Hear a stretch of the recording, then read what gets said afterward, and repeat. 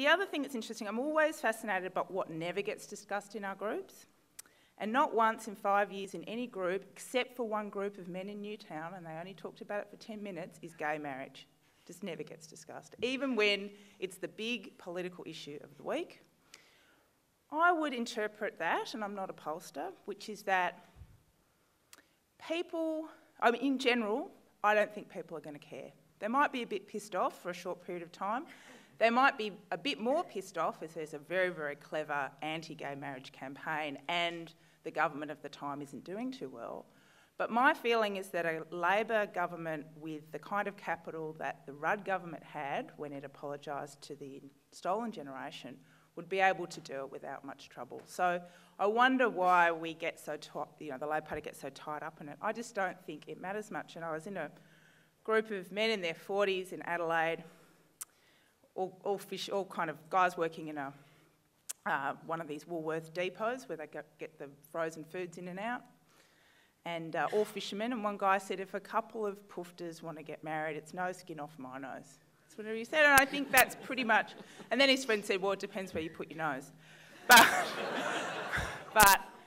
I just actually generally think that's the issue. So I wonder why sometimes we get so caught up about an issue that for the rest of the population, except for, I think, a hardcore religious group, everybody else has kind of moved on.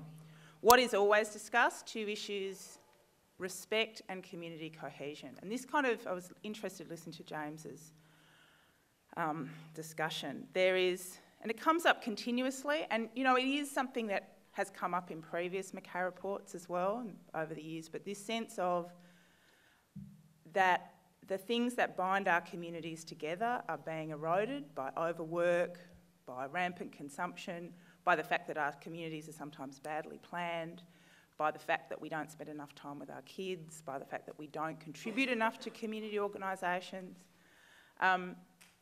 and a whole range of things. And people's response to that, and response essentially to the lack of political input into some of those concerns, is we need to reintroduce smacking. It's a big thing.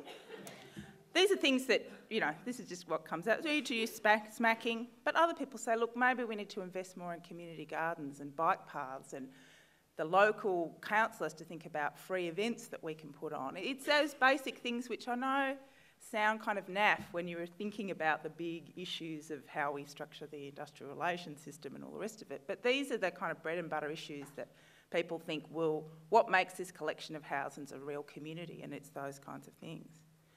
The other thing that always gets discussed, is asylum seekers. And we've recently, the Mackay Report recently did a big piece of research for SBS on attitudes to multiculturalism and asylum seekers over the last 30 years.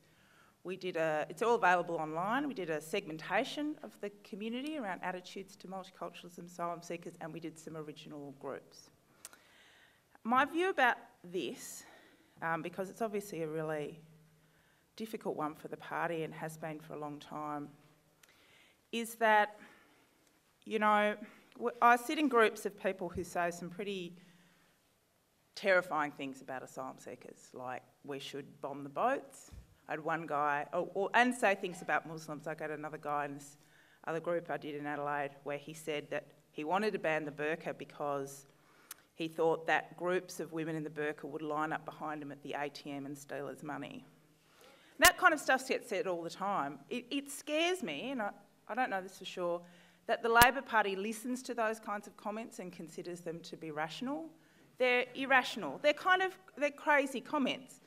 But I understand why he's saying them, because I understand that there is, and has always been, an anxiety amongst the Australian population that the recent wave of immigrants is going to change Australian society. They don't have a lot of historical perspective about that. Sometimes they do. They say, we said the same things about the Italians, didn't we? But it didn't happen.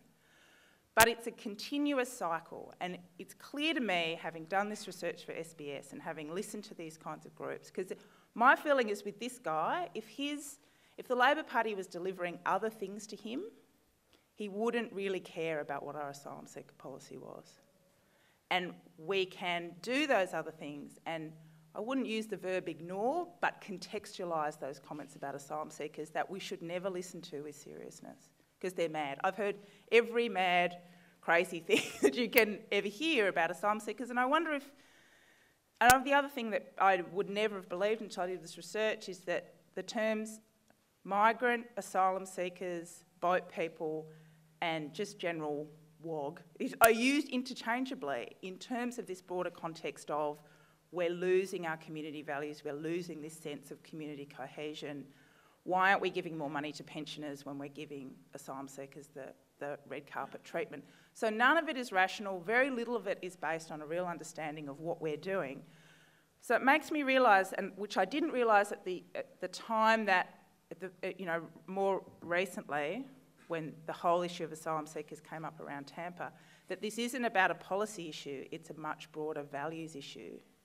I thought at the time, I wonder why things like labour for refugees was jumping up, and really we just got to get the policy right. But it's more than about the policy, it's about how we approach the job of politics. So with asylum seekers, I think that we've got to probably come to terms with the fact that there's always going to be this anxiety that happens with the most seemingly recent wave of asylum seekers. But a quote that one of the comments made in some field work we did 4 weeks ago, one person said, "Oh, look, we always give the latest batch a difficult time, but we can never hate more than one group at the same time. So as soon as a new group comes in, they'll be off the hook." To some extent, that's correct. But so we really have to recognise that this is an ongoing kind of facet of how we respond to difference and how we respond.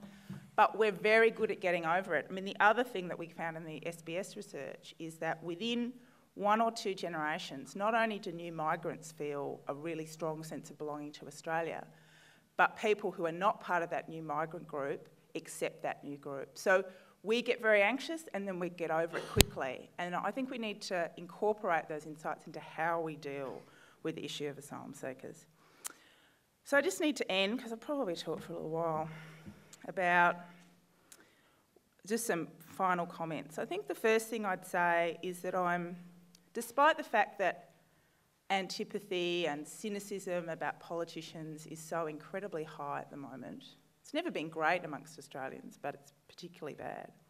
Australians still turn to government when they think about what are the solutions to the problems that we have.